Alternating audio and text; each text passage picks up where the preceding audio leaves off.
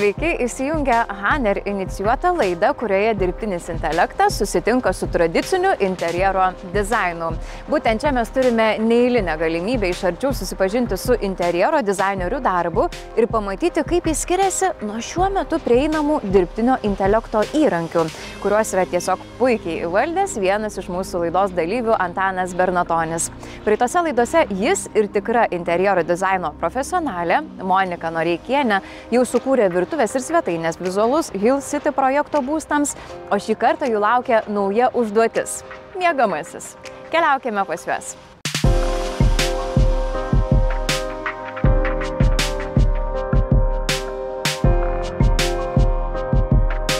Tai ką matomės jau trečiąjį kartą, kalbėsime apie naują erdvę. Kaip, Antanai, pats jaučiatės nusiteikęs? Nusteikęs, aišku, pasiruošęs. Jeigu 2 kambarius padarai, tai jau kaip ir ekspertas esi, tai toliau išnaudosime ekspertizę savo ir dirbtinį intelektą, kuriant ant tuos nuostabius dizainus. Monika, o kaip pačiai nuotaikos, ar vis dar turit motyvacijos toliau kurti? Motyvacijos tikrai nepritrūks ir nepritrūko, nes be motyvacijos šitame darbe nelabai kas gali gautis. Kūryba nesigaus tada, ar ne? Tikrai ne. Turi būti ir noras, ir šioks toks užsispyrimas. Tai ką, tai šį kartą reikės jums pasitelkti visas interjero dizaino žinias ir dirbtinio intelekto įrankius tam, kad sukurtumėte miegamojo erdvę. Šiaip miegamųjų erdvės man patinka kurti. Man patinka kurti, nes kažkaip patinka laviruoti tarp tų minkštų, tarp audinių arba tarp sienų kažkokio tai už lovos galvūgalio sprendimo įdomesnio ieškojimo. Tai manau, kad bus visai įdomu. Antanai, o kaip jums atrodo, ar dirbtinis intelektas šį kartą gal netgi tokiai erdvei miegamojo suprojektuoti, gal šiek tiek mažiau klaidų netgi turės? Man atrodo, kad tas miegamasis yra labai didelis, nes aš, kai gyvenau barake, mes turėjom 15 kvadratų 3 žmonėm. Ir tenai turėtum ir dirbti, ir gyventi, viską pasidaryti. Tai čia dvigulė lova, tilps, man atrodo, ir spinta, ir 2 stalus sudėsim, ir dar masažo stalui vietas liks. Tai ką, tai aš jūs išlydėsiu į darbus ir pati sugrįšiu po poros dienų pasižiūrėti, kaip sekasi kiekvienam iš jūsų, gerai?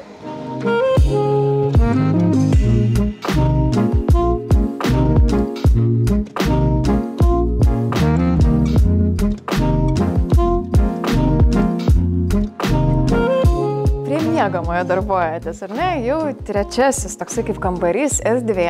Monika, kaip pati pradžia sekėsi, kaip irgi kurti jo dizainą visą interjero?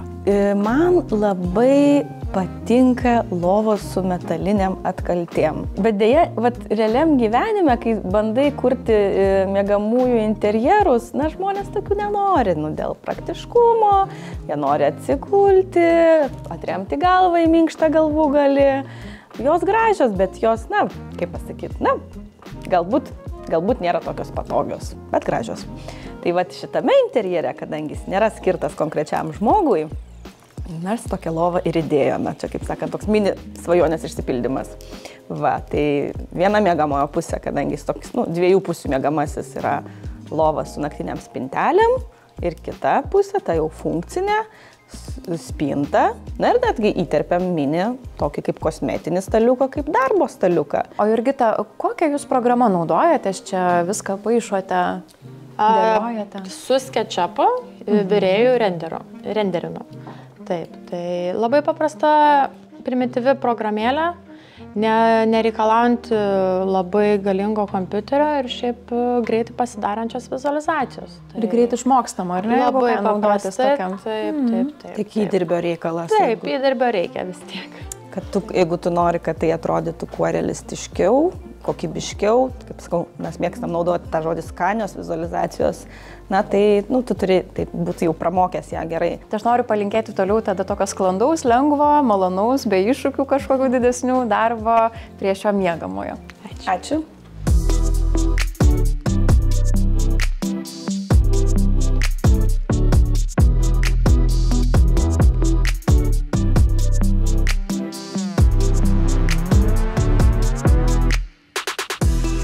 Ką čia veikiate, Antanai?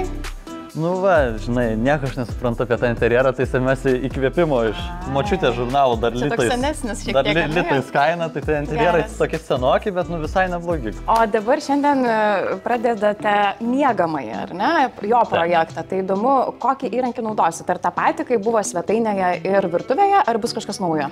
Tai naudosime tą patį įrankį, kaip ir buvo svetainėje ir virtuvėje, bet dabar dar pabandysim pridėti ir pažaisti ir su Midjourney įrankiu. Kuo yra nuostabus įrankis Midjourney, tai jog jisai leidžia mums iš tekstinio įrašo kurti, ką mes norim. Tai apskritai mes galime kurti savo ir be jokių pavyzdžių, tada vizualus ar ką tik tai norime. Labai daug tų galimybių, bet mes lygiai taip pat galime ir daryti dizainus. Tai pavyzdžiui, aš irgi kėliau šitos mūsų erdvės nuotraukai tą įrankį. Taip. Ir šitoje vietoje aš tada jam sakau, kad įsivaizduok, a room in the image. Redesign and zoo. Ir kažką bet ką mes galim. Sugalvojom, kaip atrodo, jeigu tai būtų zoologiškas sodo miegamasis. Būtų įdomiau.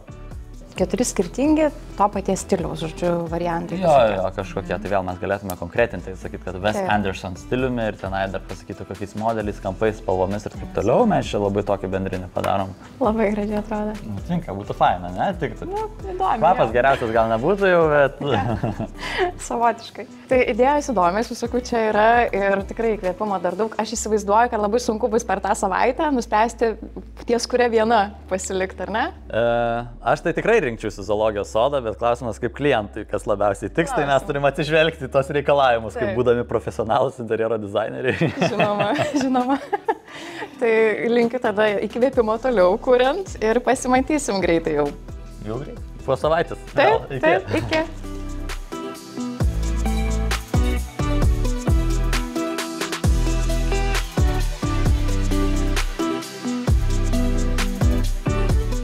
Tai ką, sveikinu įveikus dar vieną užduotį. Buvo miegamasis suprojektuotas, tai pradėkim nuo Antano, nuo to žmogaus, kuriam greičiau viskas vyksta, šiek tiek ar ne, bet įdomus vis tiek procesas. Ar jisai skiriasi nuo praeitų 2 erdvių? Ne. Procesas nesiskiria nuo praeitų 2. Tai va, vėl turime per 4-5 skirtingos stiliaus interjero dizainus, kurios vėlgi, jei nepatiks, galima labai greitai pakeisti. Kurie vėlgi turi tą minimalistinį skandinavišką stilių, kuris irgi kartais šičia, pavyzdžiui, man jisai toks pigus atrodo, bet norėjau skirtumą parodyti. Jeigu iš rimtesnių renkantis, tai būtų tie tokie minimalistiniai, kur yra įdedamas ir stalas priešais šitą, aišku, tada lovos išmatavimai gaunas mažesni, kiek bet čia jau priklausomai matyti nuo to poreikio, kasgi tenai bus. Kaip Monikai, kokia reakcija pirma pamačius? Na, tai kaip ir prieš tai pasakysiu. Kažkaip, tai taip man biški senovė dvelkia. Trūksta man galbūt tokių šiuolaikiškesnių tų sprendimų ir aišku, kai aš žinau tą erdvę, kai mes matavomės ją, tai aš iškart matau, kad čia taip viskas idealiai kaip sustatyta, tai netilps. Aš žiūriu viską iš praktinės pusės iš karto ir vizualizacija, kaip aš sakau, neturi meluoti. Antanai, dabar pakomentuosime jau Monikos, ar ne, rezultatus. Monikos, tai aišku, kaip ir praėjusį kartą, tikrai viskas labai sutampa, ar ne, ta stilistika su visų bendru butu, viskas prabangiai, gražiai ir net čia matau tokį veidrodėlį. Taip. Veidrodis, kažkokia grožio zona. Tai čia vėlgi priklausomai nuo to, ko klientas nori. Ar jam yra aktualus stalelis, kuris gali funkcionuoti kaip, grožio stalelis, ar tenais trumpalaikiam darbui prie kompiuterio, ar jam geriau aktualiau didesnė spinta per visą sieną. Tai čia, žinot, klientų yra visokių, poreikių yra visokių.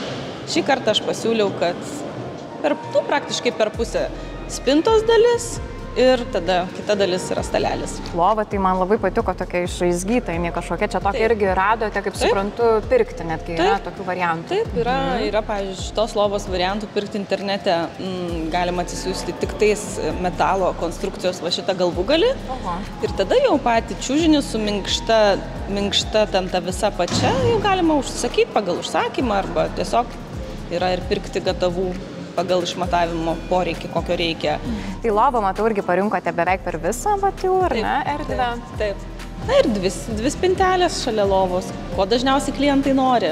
Antanai, kaip jums atrodo, kaip patinka šitas dizainas? Na, jeigu labai nuoširdžiai, jis labai geras. Ar įkvepia? Aš galbūt esu senų pažiūrų, aš gyvenu švenčionėlėse, gal mano skonis, aš sakiau, kad prastas estetas buvau. Aš dar pažaiščiau su šitą erdvę, mes vėl galim kažką iš jos pabandyti išspausti, ne? Ten jau tokiam prastesnio skonio savininkams. Pasižiūrėjom, ką jiems padaryti. Aha. Nu va, netitikimai dėl langų, bet iš karto estetika. Čia mes viską galim labai greitai pataisyti, patvarkyti. Žodžiu, kaip gerai, va ką duoda ekspertizė? Duotų man visi kokie negražus būtų. Bet va su ekspertizė ir įrankiu. Pamatėme dar vieną variantą, tai miegamojo erdvę, kaip ir viskas atrodė labai gražiai, dailiai, tiek vieno, tiek kito atveju, abu variantai yra geri.